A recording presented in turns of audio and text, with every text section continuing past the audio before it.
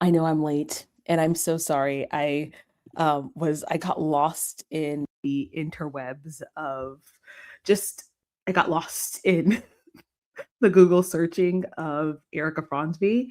There is so much. I have so many tabs open right now. I only have about 20 minutes. So I'm just going to share with you guys the details, and then we'll just talk about it in the comment section together. Oh, first of all, let's talk about this photo. Okay.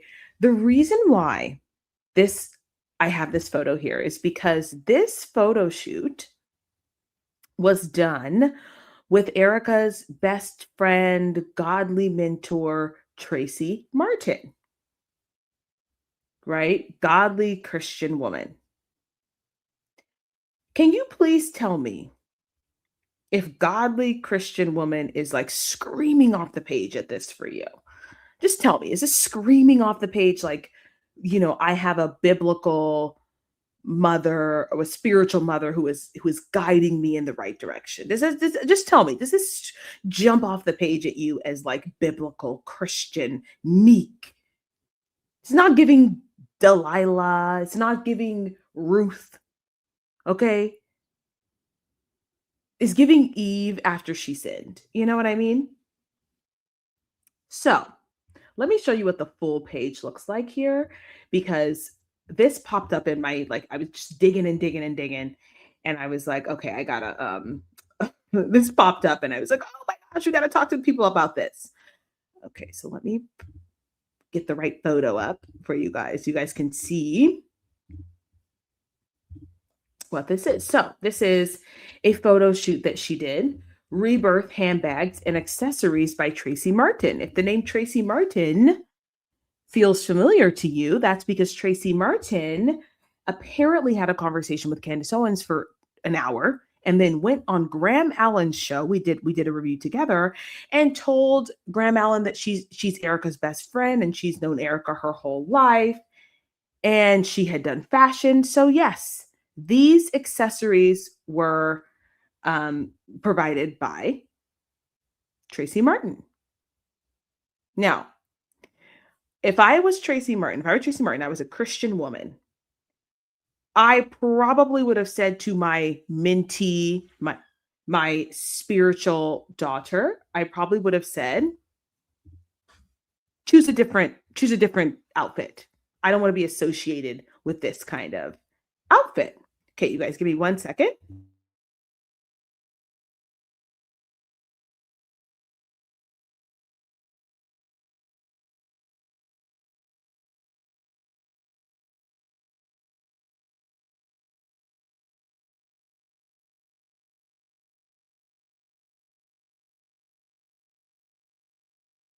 Okay, I'm back. Sorry about that. My husband came home and I had to check in with him really quickly. Okay, so if I were Tracy Martin and I knew that these were the photos that I was going to be accessorizing as a Christian, godly, Ruth like, Mary like, Hannah like, Rebecca like woman, I'd probably say, you know what?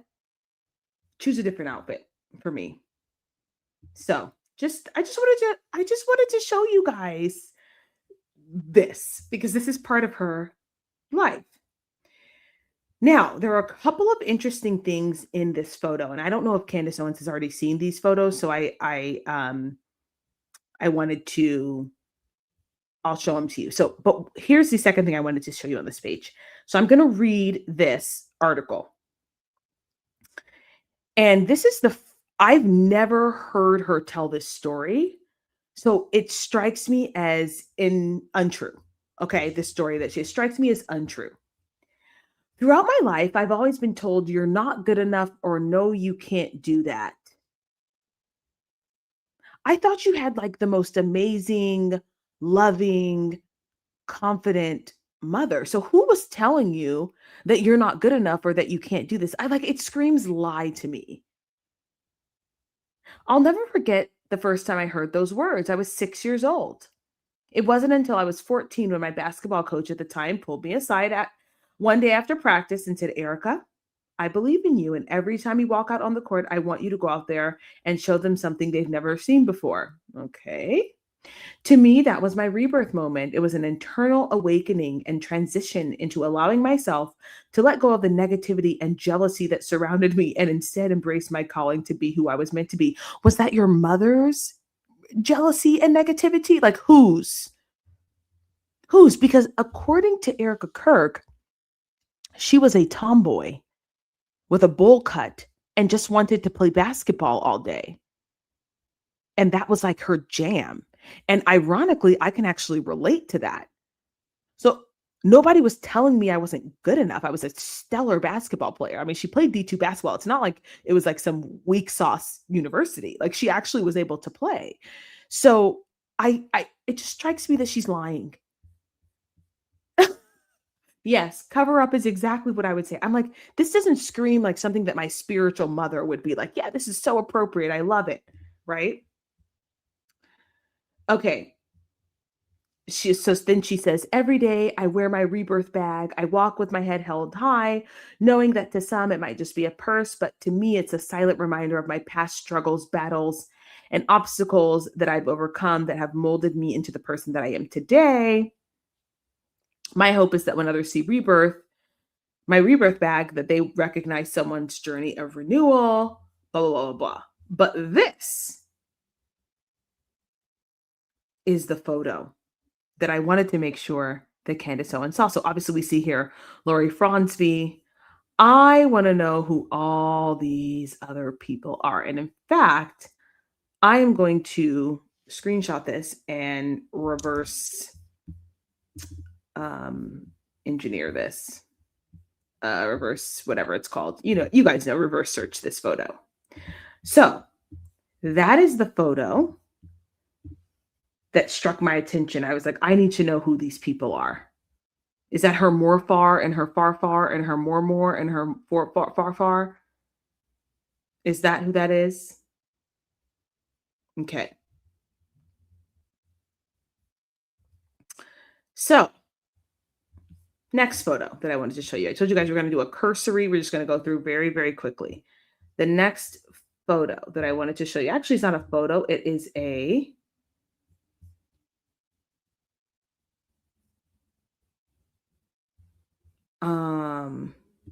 it is an article.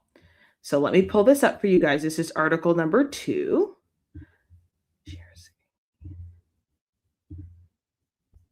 There you go. I'm going to grab my charger.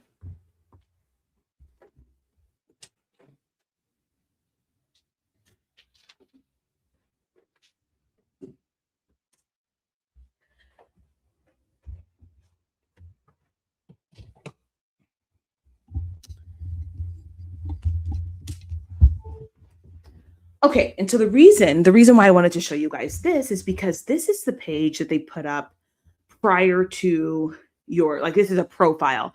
Prior to the competition, they'll put this up. So here's her little quote: "We are all only human, live by faith and compassion, blah, blah, blah, blah." Don't care about that. But here's what I cared about. In 2006, Erika Lane Fronsby founded a 501c3 charitable organization named Everyday Heroes Like You. Good, I'm not muted. Which is a group that assists other nonprofits across the country. Erika and her partners are constantly finding ways to promote and celebrate everyday heroes in communities nationwide. They host blah, blah, blah, blah. For the past 2 years, Erika has focused on supporting the military. Erika has a background in political science and has worked with numerous high-ranking military officials. Interesting. Now, do you guys remember yesterday when Candace Owens was like, she's a Lombardi, she's a Lombardi? Here's this sentence right here.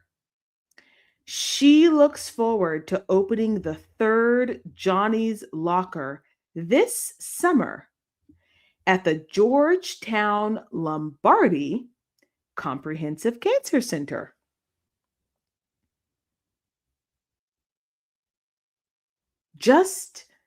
That makes complete sense. If your family is a Lombardi, it's not that you have this amazing knack for meeting with people and convincing people and promoting your work. It's is that you're a Lombardi. And so, of course, they're going to allow you to put a Johnny's Locker in the Lombardi Comprehensive Cancer Center. Now, am I bitter that she's successful because she's wealthy? No. But here's the thing that I thought about. And this is where I am not a forensic accountant, but I was thinking, where is the money going? Right? Is the money going through these Lombardi centers? Is Johnny's Locker still a thing? Because is that how she's getting paid? And I can't remember if I've looked up her tax returns yet for Everyday Heroes Like You, but just thinking about all the places where money could be funneled through, right? So when you think about fraud and you think about criminality, you're thinking, okay, no one's going to pay you a lump sum of $300 million, for payment. They'll donate it to a charity. But even so, it's too suspicious, right, to do it all through one company. So they might go through the Lombardi Comprehensive Center. They might go through Pause for a Cause. They might go through Everyday Heroes Like You. They might go through TPUSA or TPUSA Faith. They might go through all of those all at once so that it doesn't look as suspicious. But yes, there is more confirmation that she is indeed a Lombardi. Okay, it goes on to say Erika's number one love, aside from philanthropic work, is sports. She played basketball at Regis. She also modeled and acted in Los Angeles, Denver, and Arizona. And then, she graduated summa cum laude from Arizona State. So that is number 2. Yes, that is more confirmation that she is indeed a Lombardi and that she is indeed more connected. Okay. Are you guys ready for this next? This next one I thought was quite interesting. Barron's gone through Everyday Heroes. According to its tax filing, it hasn't made more than $50,000 in any year since its founding, and it's still an active charity. Is that it hasn't gotten 50,000 donations, or is it that's what they have on paper? Because I guess you have to report everything with a charity, but I'm just thinking for my business that I have, when I file taxes, I have like, what's my actual income, but I'm not a 501c3. And then like how much gross income versus how much, taxable income. So I would be curious if it was just $50,000. That just doesn't make any sense for a charity to be working and functioning on $50,000 a year. At all. Like that just doesn't even make sense, especially if you're sending things overseas and things like that. It just doesn't seem like an operating budget that makes a whole lot of sense. But yeah, I'm gonna have to look at Barron's. I'll go back and look at that one. Okay, you guys ready for this next one? An ideal day, according to Erika Fronsby. I want you to keep a couple things in mind.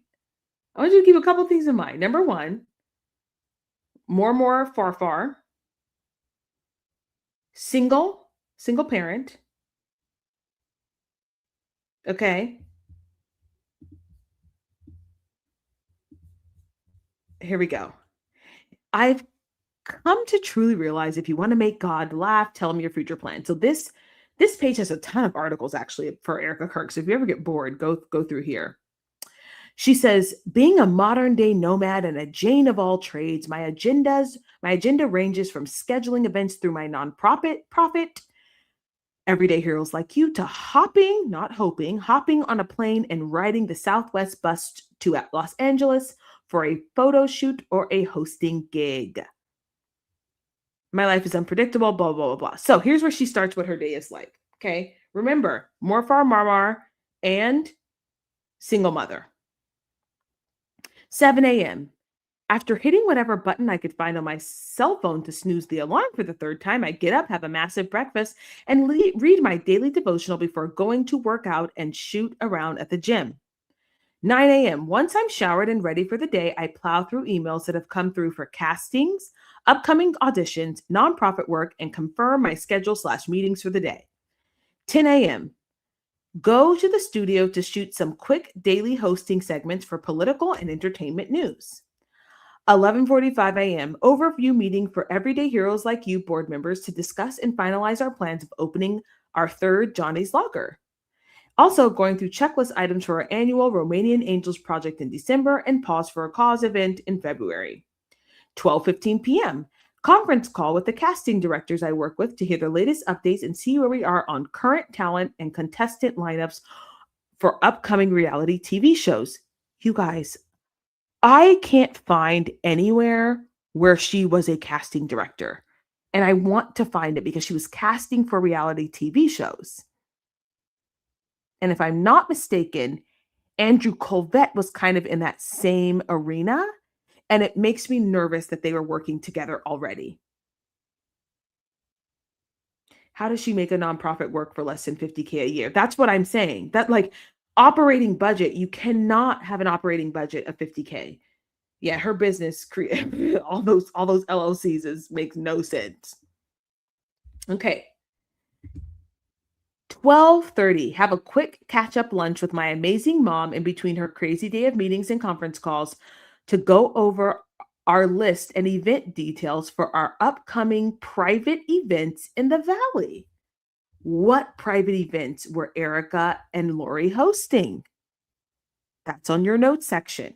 What private events were Erika and Lori hosting? 1:45, take a spin over to my office of choice for the day, which usually ends up being a unique coffee shop like the type where you find bongo drums and Mumford and Sons playing on repeat as ambiance music. Grab an ice cold brew, black coffee, no room for sugar or cream, just straight black, and catch up with email responses. Swing by the W Scottsdale for a follow-up meeting about my Friday night event co-hosted with Fabulous Arizona. Call my more and more far to check up on them to see how their day is going. Yes, that is Swedish for grandma and grandpa. And yes, my more makes unreal Swedish pancakes and meatballs from scratch. Huh.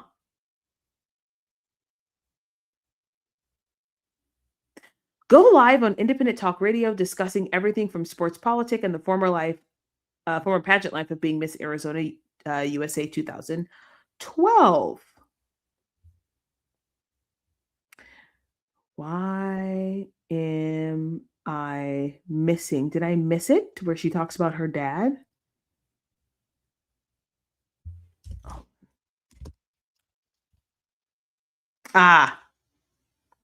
4:15. Make flight reservations out to LA at 7:45 a.m. for my confirmed photo shoot.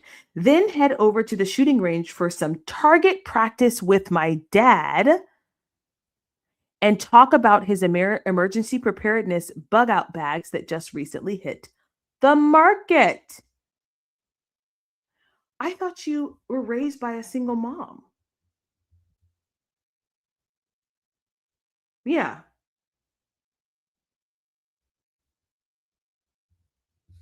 Yeah, I know. I know more far supposed to be mother's father and mother's mother and mother's father.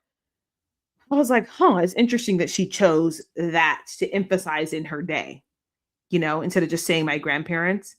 But let's talk about the fact that you go to target practice with your dad. You were not raised by a single mother. Again, you're lying. That's just a straight up lie. You had a very seemingly healthy relationship with your father. Why are you pretending that that's not the case? 5:30 p.m. happy hour with my favorite human and best friend JT Massey. Also, conveniently enough, my incredible boyfriend, talking about everything from his day at the baseball field to the latest with his music group Saving Southern. That was a plug.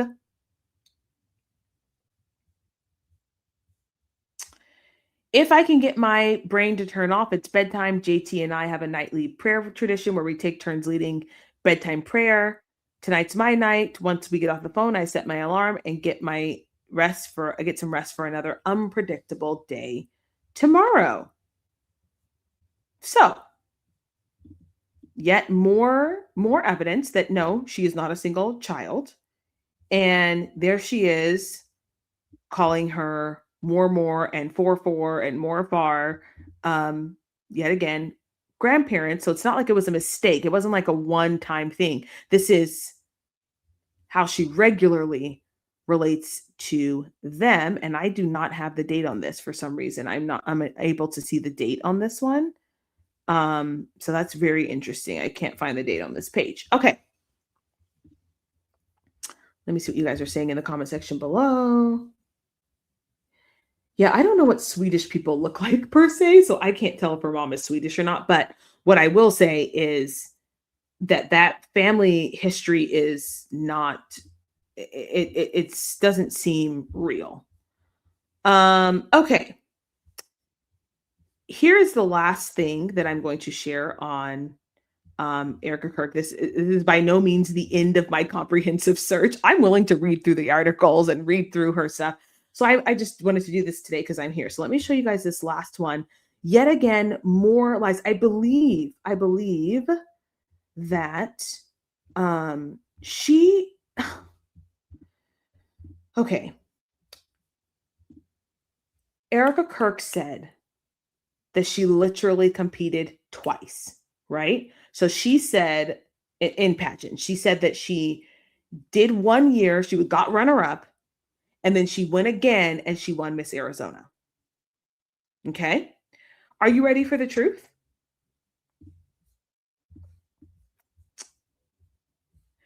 Previous experience: 2009, 2010, 2011. Does anybody know when the pageant start? Let me see. And the reason why I'm asking this is very specific. 2026 pageant. June 19th.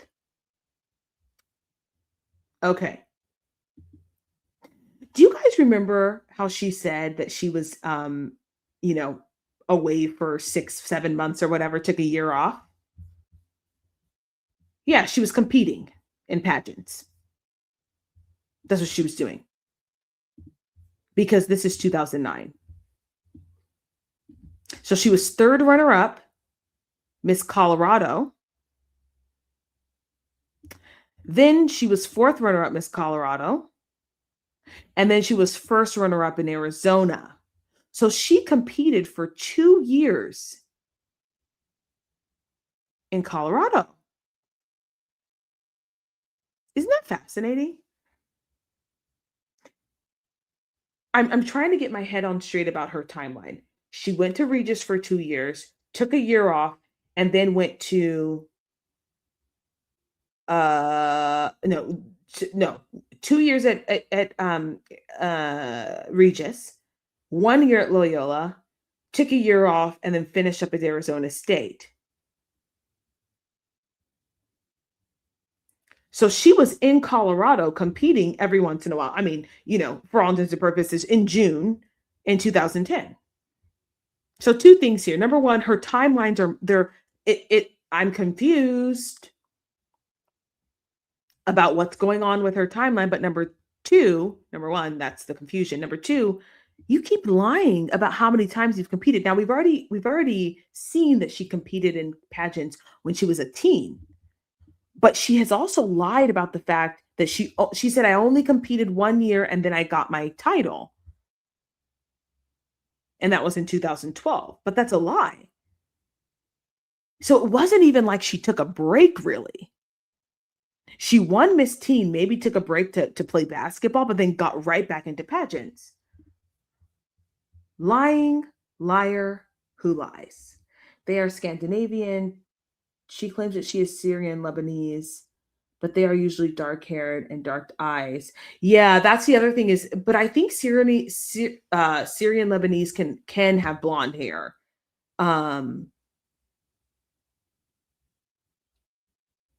Yeah, she graduated high school the same year that I did.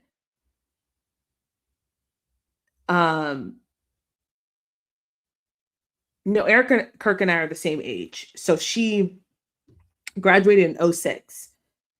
So if she graduated in 2006, then she played basketball from 2006 to 2007 and 2007 to 2008. But we do know that 2007 to 2008 is iffy. And then even if she even if she did play basketball that second year, the teammates said she didn't, right? So '06 to '07 was year one, '07 to '08 was year two, which is the missing year. And then she supposedly was at Arizona, but then competed at Miss Colorado USA in 2009 and 2010. So that to me is why it's confusion. I'm like, what? Wait, how you were living in Arizona but competing in Colorado? That to me is weird, right? Does that make sense? Like if you graduate in '06, that's in June, you play basketball '06, '07, and then you play basketball '07, '08. Well, she didn't play basketball '07, '08 because she's on the roster for that year, but she's not on the roster for her sophomore year. So either way, for me, the point is like you keep lying. You're lying even more. Like you just said that you did 1 year of pageantry, and now I see that you've done 4. Like this, it's like, why are you lying about this? And this is a national title page, so I think it's pretty accurate. I would like to say, I would like to think.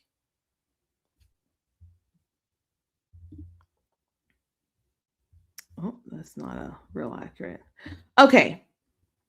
So she lies about the craziest stuff. It's like, why are you lying about that? So what that you were a pageant girl? Like people don't care. People want you to be honest. The most important thing is that you're honest. Nobody cares if you were, gallivanting about on stages in high heels and bikinis. But what we do care about is when you show up in photos like this and then talk about how much you love the Lord and how humble and how modest you are. And it's like this, it's incongruent. People do not like incongruence. They like when things match up. I have a hard time listening to Barron because I have to watch him on two speed because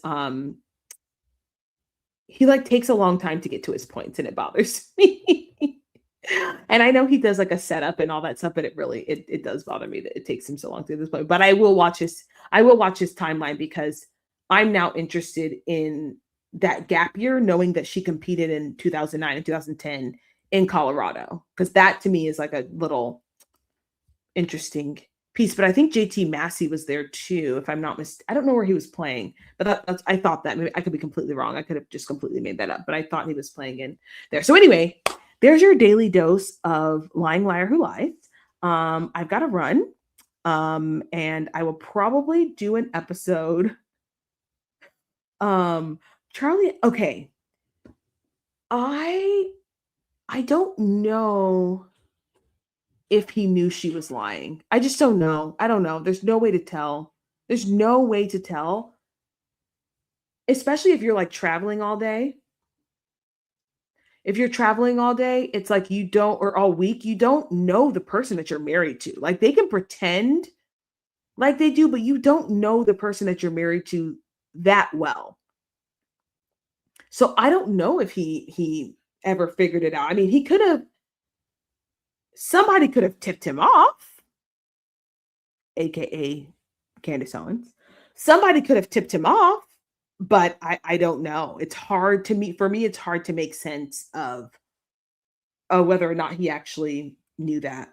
Yeah, and I think so too. I think he was like, this is my beautiful wife. She's so godly. She's so reverent. That was the word he used about her, to describe her. Oh, she's so amazing, XYZ. But I just think a lot of men are oblivious to, and this is not a knock on men. Like, I just think if you're working and you have this woman who on the outwardly looks like she's, just like a hardworking mom, you're not going to second guess that. I mean, did you guys like go and stalk? I haven't stalked my husband's, old posts. We probably should, but I haven't done that. So I don't anticipate him doing that. I think he was just really solely focused on that mission, and that mission was TPUSA. And so she came across as a loving wife and mother. And so he just kind of, let her be there. And I think that's just what it is. So maybe Candace Owens has more insight on this. But anyway, you guys, I gotta run. Thanks so much for being with me. Don't forget to like this stream on the way out. and I will see you guys later.